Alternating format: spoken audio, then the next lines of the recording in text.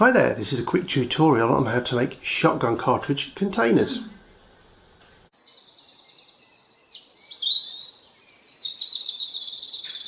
First of all, make sure you've got enough cartridges to play with.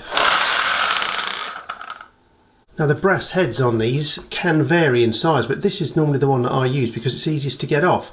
But the other sizes can be removed, it just takes a little bit more work.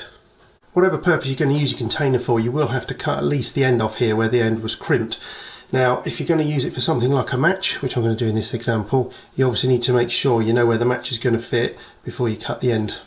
It's probably also worth mentioning as well, you're getting on for the best part of a centimetre gap there as I'm holding it against the brass head. But if you put it inside, there's only about 2 or 3 millimetres there. That's because there's a plastic bit in the bottom that makes the difference. I find it's best just to cut a shallow spiral until you reach the desired height that you want. And obviously once you get there, you just have to level it off. Do make sure you get 2 with the same bore, else this won't work. And so we put the brass cap in a flame. You can hold this by hand or with pliers, it's up to you. The idea is just to warm it, but not melt the plastic.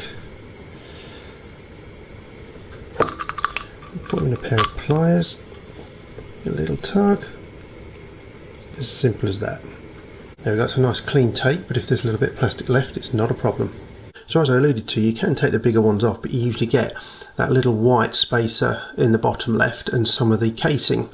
Now, this also happens with your regular smaller ones as well, but that's no problem because all you use is a pair of scissors and pliers after gently reheating it, and you can usually hoik them out with no problem. So back to the trimmed up shell case, here's the complicated bit to make your container.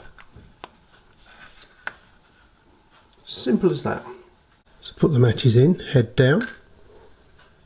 So for the striking part, I've cut the matchbox up, cut the end off it and put a little bit of cardboard underneath, so when you put it in, it just clears the match heads at the bottom so you don't get an accidental ignition.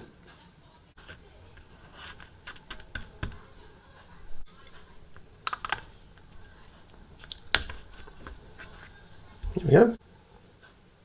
And there we go, very easy to make, as you can see. That's the matchbox one, that's got tinder in and that's got fire cord lashed around it. And right down to this one here, this has got Vaseline in, which is good for lighting a fire and good for putting on chapped lips as well. I'm just going to show you these two here. Look at this one, that's all metal, it looks like it's from the shops. And this one's got very, very light writing on, and again, looks very professional too. You can also push or tap out the primer in the middle quite easily. There might be a sort of fixing or a loop you could put on there, but nothing occurs to me at the present time. To finish on, one other little benefit is they're quite watertight too.